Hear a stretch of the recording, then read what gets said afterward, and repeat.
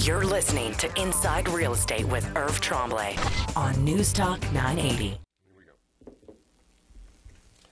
Irv, thanks for holding over the break. Much appreciated. No problem, Dave. Before we ducked away there for a minute, we were talking about the market itself. It looks like it's a bit of a declining market. The number of listings is up over 1,000, and you compared it to 2007, the fall of 2007. You see a lot of similarities there. Right. Now, one of the things that you used as a tool was auction pricing back in 2007. Is that still something that would be applicable in this current market right now? I think auction pricing can be used in any market. It's very good in a declining market. And I'll give you an example of auction pricing that I recently used.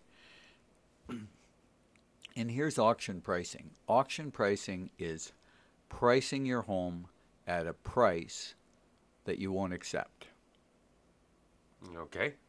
Okay. I remember I had a little trouble getting my head wrapped around this one last time, too. So, let's say that you want $415,000 for your home. You price it at $400,000 because you're hoping that that's lower than market value, and a buyer and their agent is going to think that's a great price, and you may get multiple offers and be able to get that price to $415,000. Okay. Okay. Does it work? Oh, it works very well.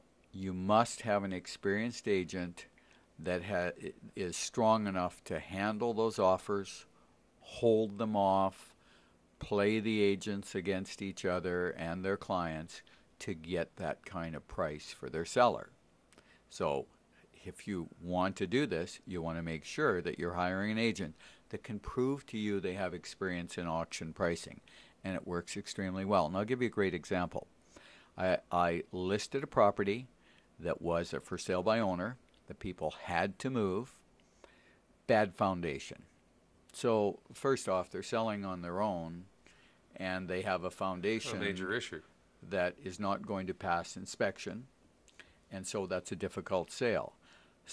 So that eliminates a lot of buyers right there. The buyers say, oh, gee, I don't want to get involved in fixing the basement, and it's got a cracked basement. So that's a great property for auction pricing. So you look at what a market value is of that property, and you price it, let's say, 10% less than market value. So that's what we did. So this will be factoring in the condition, given the issue with the foundation, and so you'd factor that in and then go 10% below that as an example? Absolutely. That's perfect. So we adjusted the price, put it in at an auction price, got multiple offers, and sold it for well above asking price in a couple of days. And the sellers knew that it needed foundation work. That was disclosed at time of offer. And we had two agents and their buyers bidding against each other and got it sold. And those homes are difficult to sell. Now, sometime we would recommend, there are times when we'd recommend that the seller fix the foundation before they put it on the market. It wasn't possible for a number of reasons in this case, and it would take too long. They had to tear out the drywall in the basement and that kind of thing. So they didn't want to do that. So it was perfect for auction pricing. Okay. So in the fall of 2007 and periodically since then, I've used auction pricing. And some people will say to me, well, gee, Irv, I want a lot of action and I want my house sold in a week. You want to auction price it. And people say to me all the time, well, what if we put it at that price, and with all the exposure you're doing, Irv, we don't get anybody interested? Then it's not market value. Yeah. Right? Then you haven't auction priced it, and you have to reevaluate the market evaluation. Exactly. So what's the downside in an auction pricing scenario? What do you have to be concerned about as an agent representing that seller? Well, I don't think the agent has to be concerned about anything. I think the seller has to be concerned they have the right agent to do it, that's strong enough to do it. There is no downside. You never have to take an offer that isn't acceptable to you. So there really isn't a downside in auction pricing. So if you let's say let's pick a number. Let's say you said $200,000. Someone comes in and you've auction priced it, and it's not a price that the seller necessarily would really want to take. Someone says, "Oh, okay, 200,000. Here you go. I'll bid that." And do you have to accept that offer? No, you can counter it. Just like back in 2007 when we were having multiple offers, people would have their house listed for $300,000, and they were countering to $330,000. And it's exactly the same as the buyer not offering you the asking price. The seller doesn't have to take the asking price So you're not either. obligated as a seller if someone says, "Okay, that's the price you had the home listed at." You're not obligated to take that if they offer it. No, you're not. So there really isn't a whole lot of downside if you know what you're doing with auction pricing. Right. Key is knowing what you're doing. No, making sure that the agent knows how to handle multiple offers and knows what they're doing.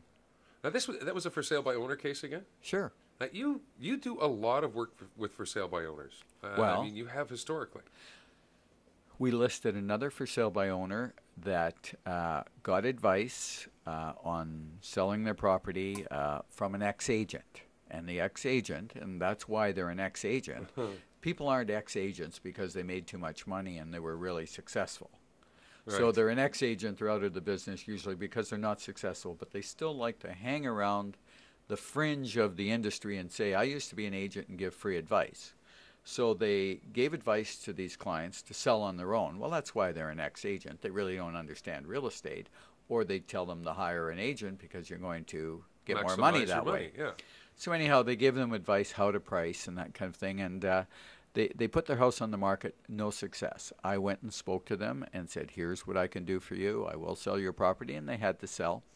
I put the house on the market on Thursday morning. They were selling privately with all that exposure on the web, and all those pictures and all those things, right? Open house, that kind of thing. I put the house on the market Thursday, and I had multiple offers Friday afternoon and sold it for full price. Wow. That doesn't happen in a market with 1,000 listings unless you know what you're doing in pricing. And I can tell you it doesn't happen with private sellers. Simply, they don't have access to the information. There's a lag time, isn't there, with agents, sellers, and most people involved when they don't read that market in a declining market, right? No, and I don't think private sellers have to go to school to learn how to handle multiple offers because they're not going to encounter them because they're not getting to the right buyer. They're not getting to the best buyers because the best buyers are in the MLS system working with an agent. And that's the key. Wow. That's some great success stories. Yeah, very good. You always like throwing in success stories. Well, I like that. They're fun, sure. they're fun to listen to. Sure. Listen, Irv, time goes very, very quickly, as always. It does. Good Thank you, chatting with Dave. you once again. Thanks so much. By the way, Irv's website, and I know I've said this before, but it really, truly is a great resource. Whether you're looking to hire an agent, the interview questions you need to ask, what you can and should expect from your agent, pricing. Literally, it is all there. It's www.irvsells.ca. That's www.irvsells.ca, where you can give Irv a call, 790-3753-790-3753. You've been listening to Inside Real Estate with Irv Tremblay from Century 21.